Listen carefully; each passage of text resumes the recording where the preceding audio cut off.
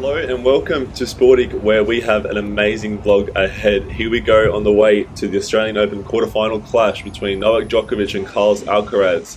And this is the path to Melbourne Park, the prestigious complex, the precinct where Djokovic has made his own, winning 10 Australian Open titles. A great vibe, a great atmosphere at Melbourne Park. A lot of nervous energy in the air from both sides. Some Spanish fans, a lot of Serbian fans, and a lot of neutrals, a lot of corporate fans. At the start, Novak Djokovic, I was pleasantly surprised to see him training alongside Jacob Fernley, who recently beat Nick Kyrgios.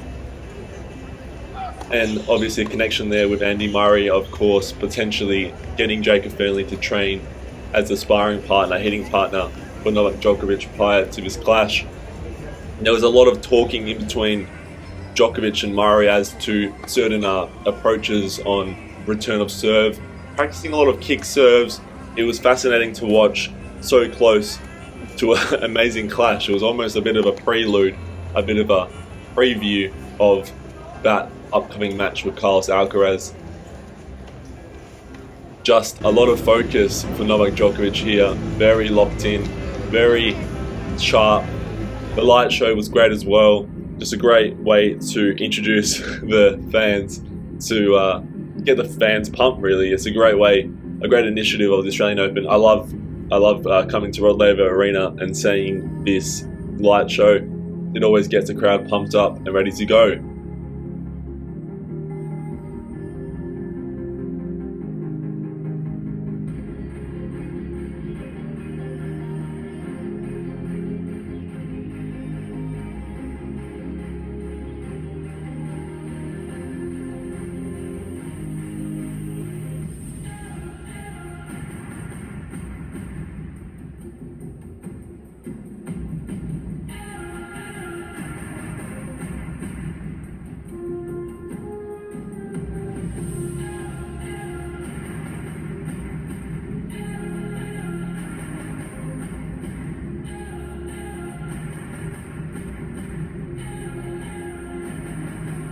And first off, of course, we had Aryna Sabalenka versus Anastasia Pavlyuchenkova. And as we can see, these are the walkouts. The crowd was building up. Of course, it's a very long night expected at Melbourne Park, at Rod Laver Arena. So the crowd, perhaps a few of the members of the crowd, were planning on arriving a bit later to the match.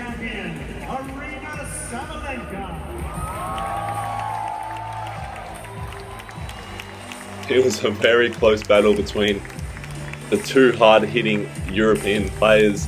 And Sabalenka, she's on a tear. She's looking for her third straight Australian Open, her fourth Grand Slam, and I reckon she will get it. I see her overpowering Sabalenka, and well done to Sabalenka, of course, winning in 3 sets. It was pretty cool to see her play live. The crowd really got behind her towards the end. May I say, the crowd was very excited to see Novak Djokovic versus Carlos Alcaraz, as it's an amazing thing to see. I had very high expectations and they really truly delivered. Carlos Alcaraz getting announced to the crowd. Very, very nervous energy, very locked in, but he had to be, and you know what? He was playing very good tennis at the start of the match. Novak Djokovic, the crowd-wise, I wasn't too happy with the crowd. It may seem from these clips that Novak Djokovic had a lot of energy. I didn't record a lot of content trying to see what I can get away with. Hopefully the Australian Open won't pin me down for any of these clips, because I'm just trying to do a bit of a commentary over these videos, doing a bit of a video for you guys, see what it's like. So pretty much the crowd around me, I wouldn't say it was the biggest Djokovic section. I tried to call out a couple times, all respectful of course, but trying to get a bit of support for Djokovic. Of course, I'm supporting Djokovic in this encounter. I love Carlos Alcaraz, but Novak Djokovic will always be my favourite tennis player. And the crowd was respectful for the most part. There were a few members of the crowd chanting, "Let's go Novak" and "Let's go Carlos," to the point that one of them actually got removed towards the end of the match.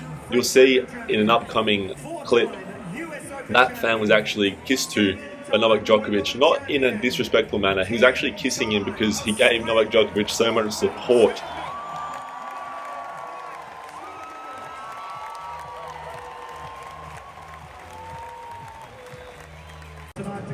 throughout the match.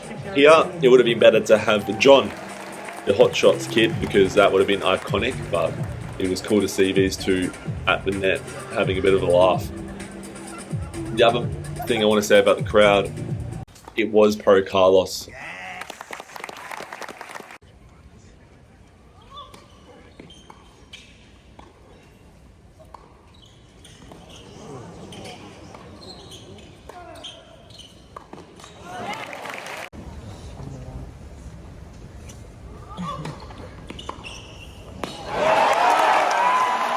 There weren't that many quote-unquote Serbian fans in attendance. It was very much a neutral crowd that leaned towards Carlos Alcaraz, but the respect for Djokovic was there.